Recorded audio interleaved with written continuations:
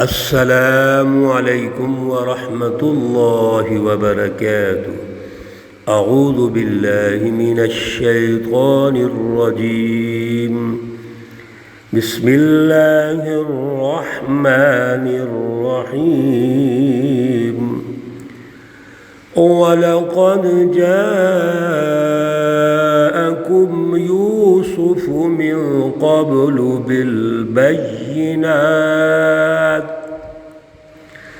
بالبينات فما زلتم في شك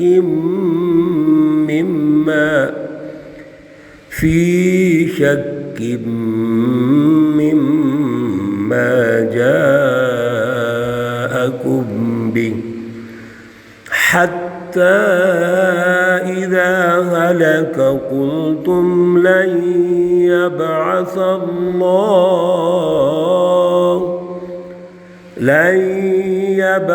الله من بعده رسولا كذلك يضل الله من هو مسرف مرتاب۔ صدق اللہ العلی العظیم۔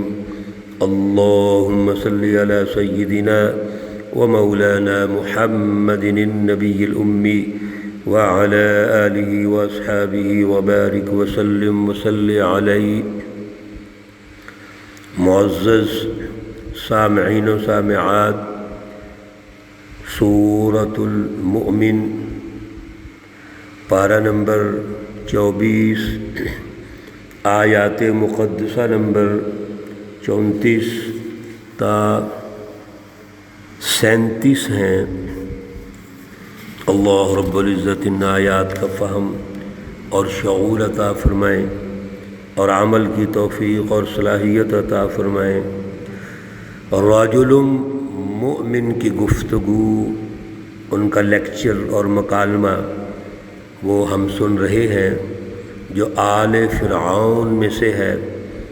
بظاہر تو فرعون کے خاندان میں سے ہے، یعنی اس کی جو قبطی قبیلہ ہے اسی میں سے ہے، لیکن وہ حضرت موسیٰ علیہ السلام کی جب گفتگو سنتا ہے تو وہ مومن ہو جاتا ہے، اپنے ایمان کو چھپا کے رکھتا ہے، لیکن جب وقت آیا تو وقت آنے پر وہ اس کا اظہار کرتا ہے، اور اظہار بھی پھر بے خوف ہو کے کرتا ہے، اور وہ اپنی قوم کی طرف مخاطب ہو کر وہ یہ بات سمجھاتا ہے کہ موسیٰ علیہ السلام اللہ کی طرف سے مبعوث ہوئے ہیں، آپ اس کو سمجھو، غور و فکر کرو، ورنہ تمہارا مستقبل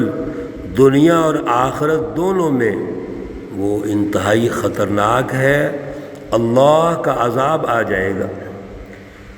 یہ آج کی جو گفتگو ہے اس میں بھی رجل مؤمن نے بڑی اہم گفتگو کی ہے، سنیے۔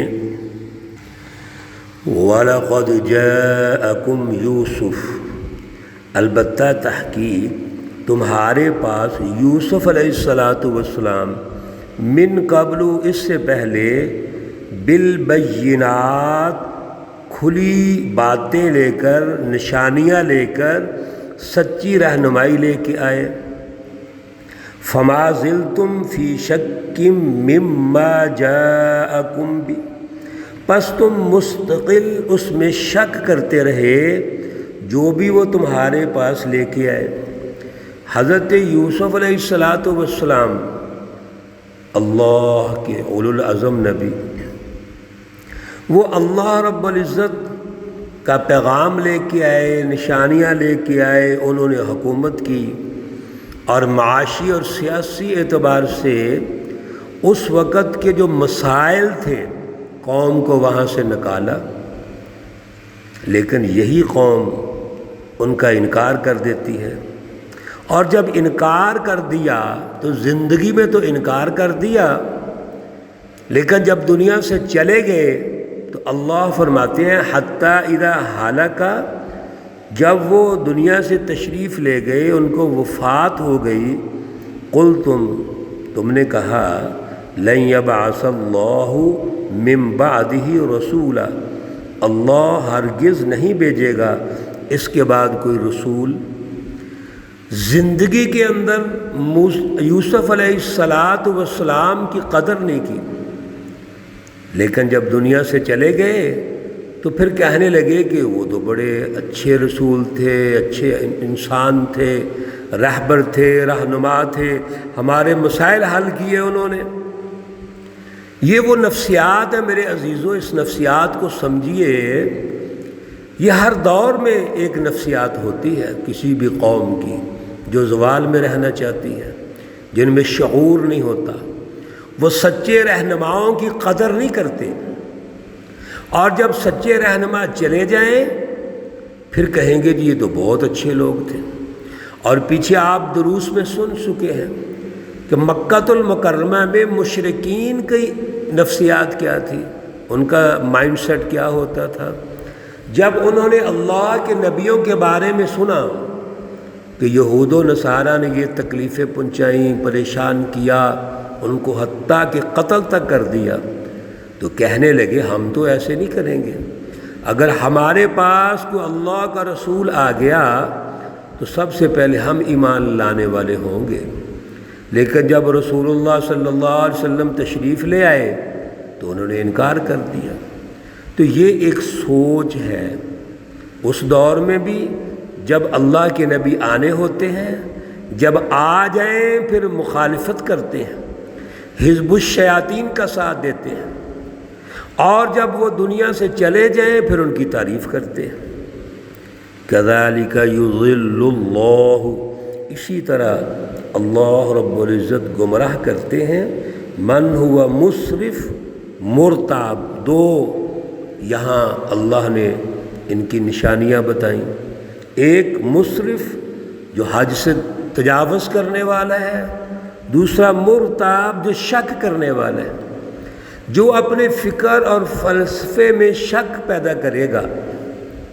میرے عزیزو، وہ کیسے آگے نکل سکتے ہیں جب تک بیس فکر، مرکز فکر وہ درست نہیں ہے، وہ فلسفی جس پر آپ نے عملی نظام تشکیل دینے ہیں وہ درست نہیں ہے، اس میں انتہا پسندی ہے، اس میں شک و شبہ پیدا کرنا ہے، تو آپ کا عمل و کردار بھی مشکوک ہو جائے گا۔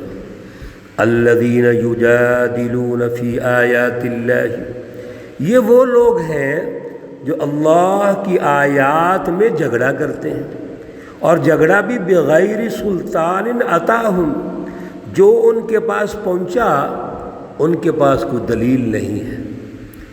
کوئی بھی ظالم، کافر اور مشرک اور منافق جب اللہ کی سچی جماعتوں کے مقابلے میں آتے ہیں تو دلیل نہیں ہوتی۔ دلیل نہ ہونے کی وجہ یہ ہے کہ ان میں انفرادیت ہوتی ہے، لالچ، ذاتی اغراض اور اپنے مافیا کو غالب کرنا ہے۔ اس میں کیا دلیل ہے؟ یہ تو دھونس اور دھاندلی ہے، جبر ہے، تکبر اور ضد ہے۔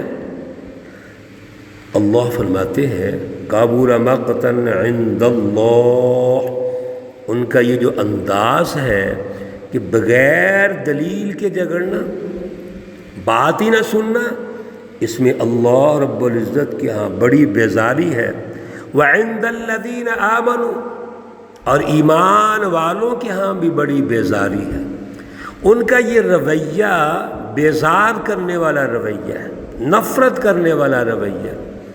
کذالک یطبع اللہ، اسی طرح اللہ نے مہر لگا دی ہے علی کل قلب، ہر دل پر جو تکبر کرنے والا ہے، جبار، سرکش ہے۔ اللہ رب العزت نے ہر متکبر، سرکش کے دل پر مہر لگا دی، جیسے ہم کل بھی عرض کر رہے تھے ختم اللہ علی قلوبہم، جو جس کے دل پر مہر لگ جائے، میرے عزیزو وہ کیسے راہ ہدایت حاصل کر سکتا ہے؟ وہ شخص اس کا دل سیاہ ہو جاتا ہے، وہ رہنمائی پر غور و فکر ہی نہیں کرنا چاہتا۔ جب وہ سوچنا ہی نہیں چاہتا، غور و فکر ہی نہیں کرنا چاہتا، تو میرے عزیزو اس کو ہدایت کیسے ملے گی؟ ہدایت حاصل کرنے کا پہلا مرکز اللہ کی سچی فلسفی ہے، اور سچی فلسفی اور فکر کو حاصل کرنے کا ذریعہ غور و فکر ہے، پھر اگلے مراحل ہیں۔ اور غور و فکر کہاں سے ہوگا؟ دل سے ہوگا، اس کا مرکز دل ہے۔ اور جب مرکز دل پر مہر لگ گئی تو میرے عزیزو وہ شخص سیاہ دل ہو گیا، اب وہ ہدایت کے قابل نہیں ہے۔ انشاءاللہ العزیز یہ جو راجل مومن کی گفتگو ہے یہ جاری ہے، اور آگے انشاءاللہ اگلی آیات میں ہم انشاءاللہ عرض کریں گے۔ اللہ رب العزت ہمیں اعلیٰ شعور عطا فرمائے، اللہ رب العزت تمام بیماروں کو شفائے کاملہ عاجلہ مستمرہ عطا فرمائے، اللہ رب العزت تمام مرحومین و مرحومات کو جنت الفردوس میں اعلیٰ مقام عطا فرمائے۔ ربنا تقبل منا انك انت السميع العليم وتب علينا انك انت التواب الرحيم، وصلى الله تعالى على النبي الأمي محمد وعلى آله وأصحابه أجمعين برحمتك يا أرحم الراحمين۔ السلام عليكم ورحمة الله وبركاته۔